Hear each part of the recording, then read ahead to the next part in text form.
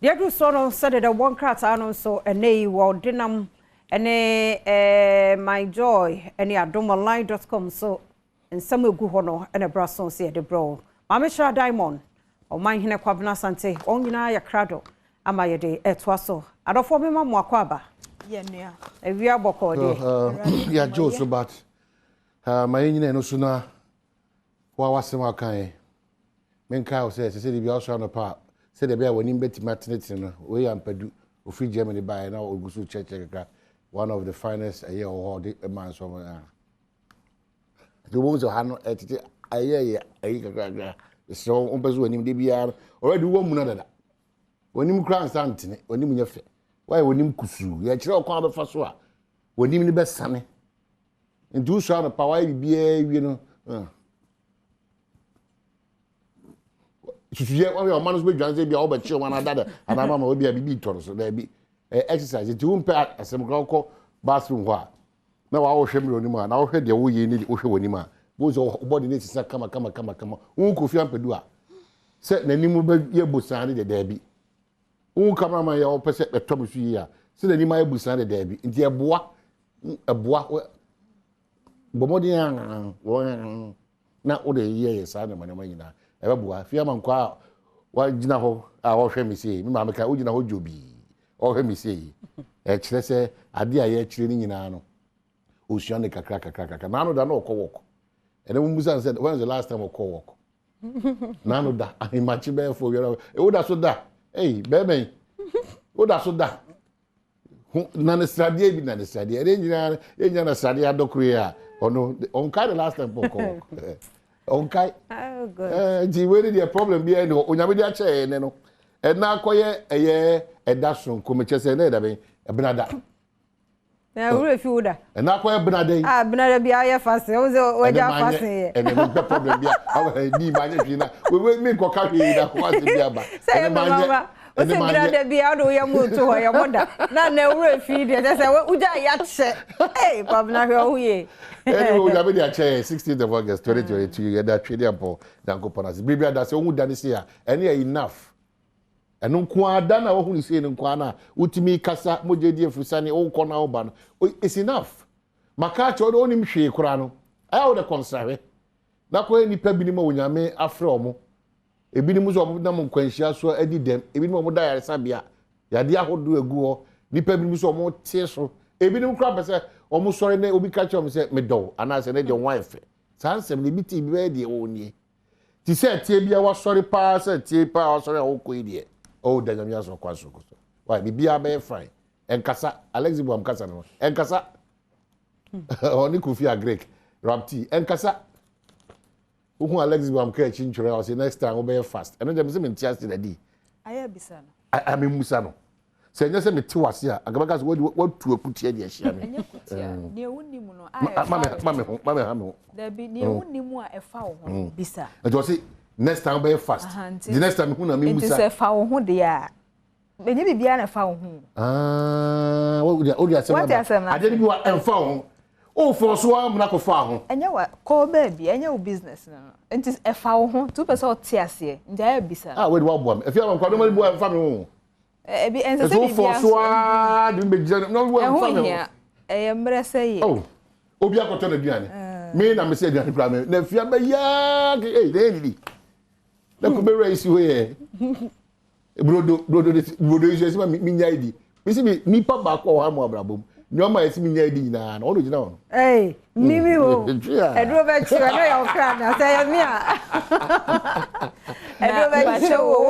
yes, sorry, I'm not paying a bed. Oh, I remember when you match to the camera. I remember when you match to the camera. I was a who you know, and then Michelle Papa. No, on the buy on no train. Teacher, the bear when you be a a bed because Michelle and they never show Papa Moses ever do Papa age now. Call Papa and him now. Said a member said, doing Papa one day. But on my head, who do. But me more than that, but this means anti-aging medicine. Also, Peduno or BB organic.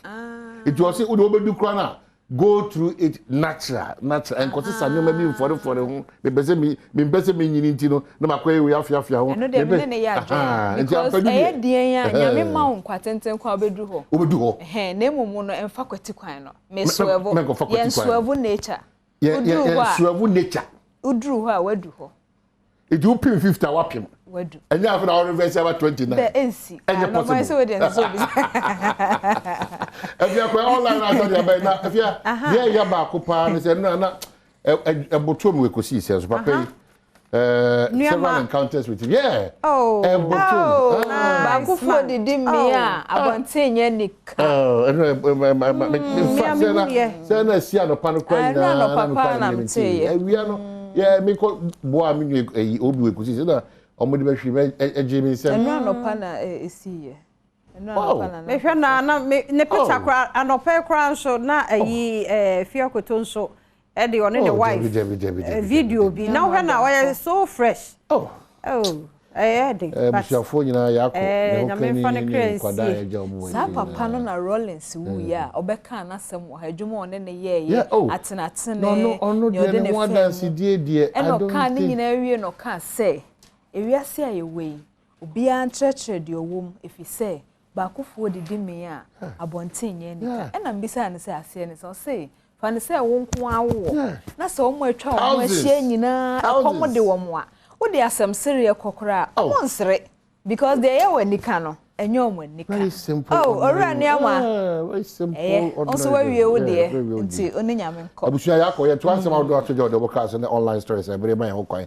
e na akọ ebda de man na wo so ase se bere be da me ka wo gibre na so uti hwe de ekoso obedwem on Adom TV multi TVs ye gina well be Kofi Ampedu ni ntaba nkese ne so pa supported by Dachi hene anafe Press La Vodafone Anaman ene ebusuafo nyina your camera phone your sound phone your lighting phone set designers control for makeup artists a driver for one day by we appreciate team nyina because on adaroma and ya bedu sa empempenso Ghana Times say asema nyina issue but enya asema esisi edwane free home PRC adjust tariffs electricity up 27.15%, water 21.55%, and once ana Ghana Times jaba it may take effect September 1 and once more President presents 1,500 motorcycles to police service, and we are abreast with PFM Act financial reporting minister to NTC management and once and so they find that the Democrats say tariffs hike, electricity 27.15%, water 21.55%, and credit downgrade of Ghana, other African countries unjustified. And once I say, Afe OSP widens investigations into operations of customs. And also in Yachefa, with the find that the work at NIA replacing cards, updating personal information at Elwak. And also in Kaibo, our Modugusu to the penny say, the Ecosuni, cameraman, the Ecosuni, Oko Elwak, a park in the Swa, the Ecosuni, while per se, or card no replace it, while per se update to personal information. In Ano, Sakoya, Miss Remo, Mumian to sign a morning term. Na ebere sabe so ya nsa nkoba ampe so ansa say still we want extension of all these things emwa man punto ne kanko entimi nya adwuma lady Daily Guide de kra de wabobo so no bi na me hyase afie achi o man here say nation suffering from mental health inflation. Now kan kakra say the nation is not only suffering from economic inflation but mental health inflation as well. Ahomachi ya mi be me share young man bi onam kwanim no yes saka bia nso nsi ho ahomachi we ya mebe yes saka ka bia nso nsi ho etenye economy no ko enipa dwemu nso ayese because ohia ma adwendwen enti Daily Guide chi ha no eta asumpa ozo na oni video ya kwa oji meet okwan na oni nyamene ebuafo but asamode ba konso no say aluminium hub close to reality enti enche nyame ya Adom o my Ghana aluminium so ne hub anase ne kese pa no o my Ghana me besi bi e na afa wunam kwan mu a aya na signpost na ye no akese no so ho e wo kwan no ba bi aya ye to mfimfin no o my so on dey me che no no mo che say urban roads for che say the fact that advertisers no omode bom nyuma ho dawuro na twe omanfo agency so no ehu nso e de ma hyenkafo fi se to de bia aya na de kono bon se na achewadwen ne fe no na bia metwa mani akohwe na akwanhia akosi intermediate science Clutter City of Accra and also ya dia ehu utility ne ahyen no amampani dia maposifo no de wakadadanti na me fancy here but nation suffering from mental health inflation asem na edu efia so we dey akai was me nipa na mo de montis no nipa do na no atete kakra ene say doctor akwesi o say na kai o ko online dey na dey man no pay online stories ne be na happy birthday nkoma na channel coordinator wo Joy Prime na birthday ti obi o ni na do funi hu ye fiefo ni na o na obi anim no na boate ma asiedu ai ti happy birthday na me sure no nyo kese pa adomonline.com na pictures ni videos Nigeria jumtuni ne wedding a tradition ene ne white wedding na oye no ene nyame ne woni ni kunu sofo ne de se woni masa eme se ne wo mosa wo mani ajutu so wonya ne na damfo ene wawa no nti ya bompa se radema ne ntena ho na enye kese ko business news mu a ko pekese prices of petroleum products to go up 5.5%.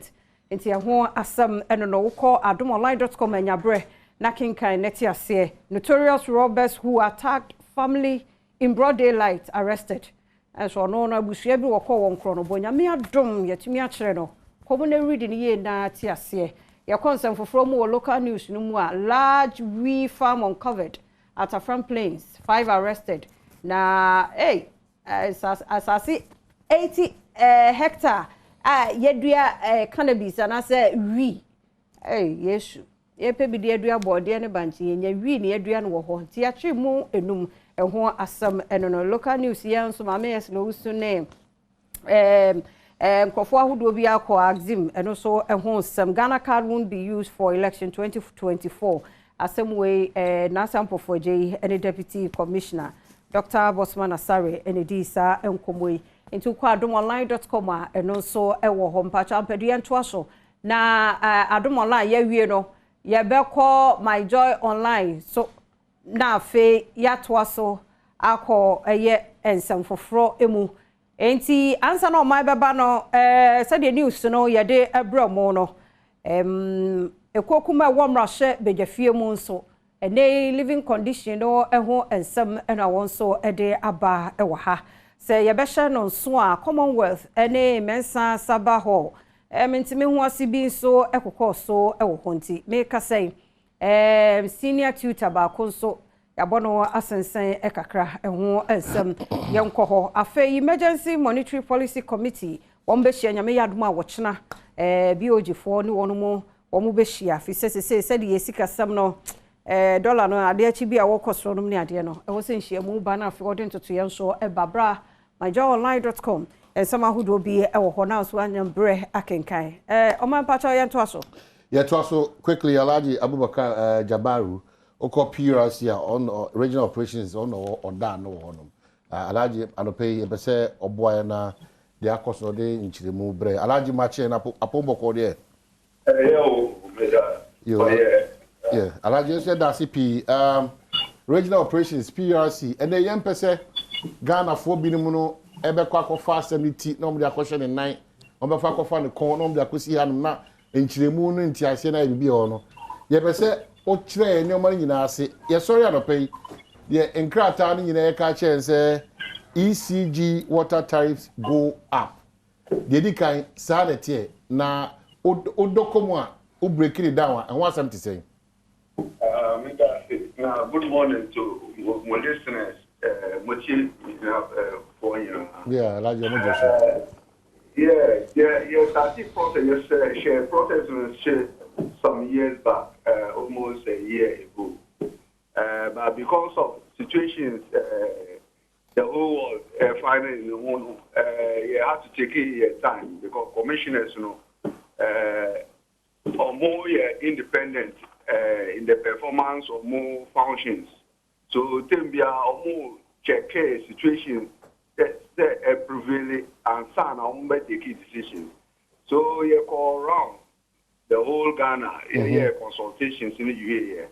some analysis because per commission no mandate no party prudent cost and your cost bia party approve my utilities no utilities almost submit a proposal so almost submit they approve proposals into a tariff decision so after you call the whole Ghana no then you say you free COVID any Russia-Ukraine war fuel prices inflation that's so commissioners take key decisions there or mobile further consultations with the various critical stakeholders because your mandate keep it balanced between consumer and utilities Executive Secretary at the press briefing or culture Ghanaian said young call doom sopium so situations what gather any the whole world difficult so taking decisions ever keep it balance then ensure any elite then at the same time so you bet my add can any ensure prices so your process okay so as it stands now no percentages in terms of increase no saying water saying ECG saying water 21%, 21 point something percent the electricity so over 27%. And the question residential furniture more than industries no. At the press there is a secretary or indicate say we inherited some tariff structure from 1997 up to date. There will be a friend of cost of service. So from the generation side up to the consumer, industries or more cost of service is lower than residential cost of service. So from time immemorial, industry subsidize the residential usage because the own value chain from generation for transmission, from transmission now bulk transmission. Bulk transmission nipo more transformer. So from generation up to the bulk transformer, you don't need to go and reading Timbia and our maintenance war transformer pet now. But residential user from the transformer you will distribution pillars. From distribution pillars, now air fee. So cables, any conductor, any supervision, no, here more. So at the end of the day, the cost of serving you residential user is higher than the industry.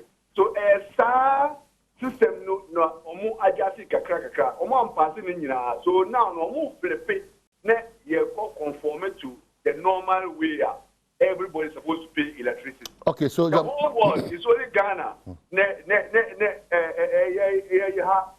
There was a system of payment where residential users are paying less than industries. And the reason said a lot of businesses were relocating to our neighboring countries because there's competition now. And we all know the African continental trade. Yes. So if you are not smarter, on the relocating Ghana, we have a very good political stability. Our environment in terms of rule of law good.